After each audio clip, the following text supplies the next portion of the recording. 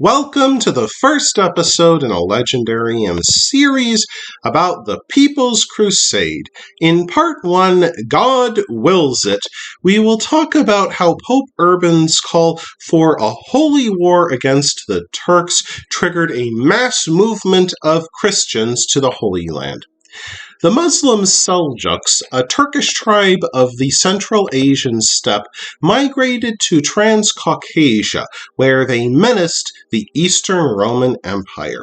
The Seljuks won crushing victories in Asia Minor against East Roman armies, most notably at the Battle of Manzikert in ancient Armenia during August 1071.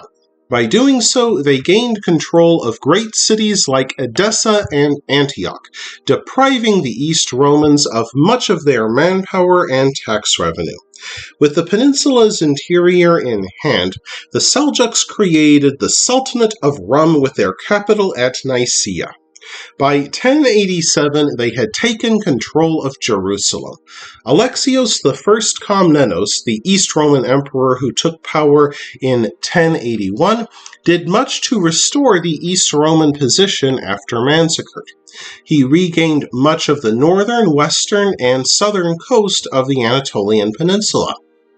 However, Emperor Alexios saw Seljuk expansion into Jerusalem as a chance to gain help from the west for a final push to drive the Turks out of Anatolia.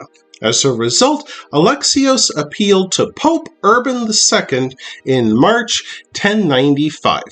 Of course, Emperor Alexios believed the Pope would act as a good East Roman governor, sending several hundred armed men along with money and supplies to support the campaign. Instead, Pope Urban II would call for a holy war involving tens of thousands of armed pilgrims. Pope Urban II had many reasons to call for a holy war against the Turks. Firstly, he did hope to bring the Holy Land back under Christian control.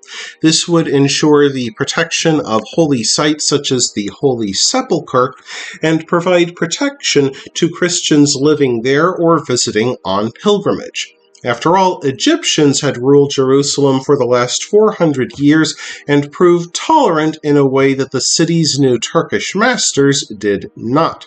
Pope Urban had already sent troops to help the East Romans in 1091 against the Pechenegs, part of his effort to bring the Roman and Eastern churches closer together. Additionally, a crusade would increase the status of the papacy by creating a pan-national Christian army which would keep the ambitious German emperors at bay. Indeed, Urban II lived in France, for the empire and its anti-pope ruled Rome at the time. On November 27, 1095, Pope Urban II called for a crusade in a speech during the Council of Clermont in France. His audience included the leading nobles and churchmen of Christendom. So many people attended that the audience left the cathedral and erected the papal throne upon a high platform outside the city's eastern gate. When Urban II finished, a man in the audience began shouting, "Deus vult!" or "God wills it." Other men took up the chant until their fervor so filled the audience that a bishop named Adamar fell before the pope and begged to join the crusade. No pope had ever attempted to justify war using Christianity. Urban II pointed to references in passages of the Old Testament and portrayed it as a defensive fight for a righteous cause. The message, known as the Indulgence, was aimed specifically at knights, in part because Pope Urban II hoped to reduce the endless chivalric wars that rent Christendom by simply convincing the knights to ply their bloody trade elsewhere. Pope Urban II argued that those who defended Christendom would be embarking on a pilgrimage which would wash away all their sins and guarantee them salvation. Previously, knights did penance for killing their enemies on the battlefield. Now killing served as the penance, provided they killed the right people. Pope Urban II then embarked on a preaching tour of France during 1095 and 1096 to recruit crusaders. He spiced up his message with exaggerated tales of how Muslims defiled Christian monuments and tortured Christians with impunity. Papal embassies and letters crisscrossed Christendom. Christian artwork portrayed Muslims as blue-skinned monsters who ate Christians raw. Major churches such as those at Limoges, Angers, and Tours acted as recruitment centers, as did many rural parishes and monasteries. The call to take the cross, where people swore an oath to become a crusader and then wore a cross upon their shoulder to proclaim their obligation.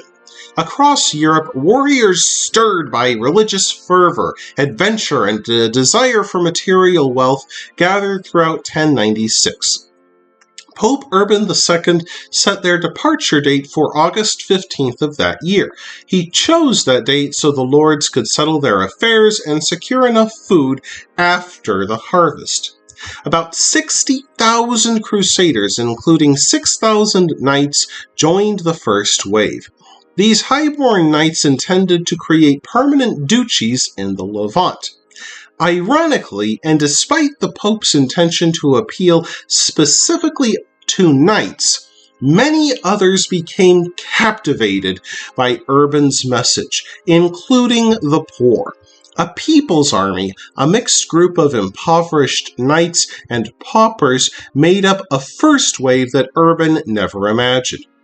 A preacher named Peter the Hermit and a knight named Walter the Penniless emerged as their leaders. Peter, a troublesome monk who fled his abbey, had traveled to the Holy Land on pilgrimage before the Crusades, where Muslims captured and tortured him. At least, so he claimed, though there is no evidence to say he ever visited the Holy Land during his life. Yet his horrifying atrocity tales combined with his claim that God appeared to him in a vision in which he appointed Peter the leader of a crusade. Peter claimed that the peasants would enjoy divine protection from God Almighty, and that Muslim arrows would bounce off them as rain. Thousands of peasants abandoned their crops in the middle of the harvest, few with enough money to get to Jerusalem, fewer still with any idea of where to find Jerusalem. How will the People's Crusade go? We'll find out in the next episode. I hope you enjoyed this installment of the Legendarium. If you did, press like. If you want to see more, press subscribe. And if you've got anything to say, let me know in the comments section. Thanks again for joining me, and I hope that you have a great rest of the day.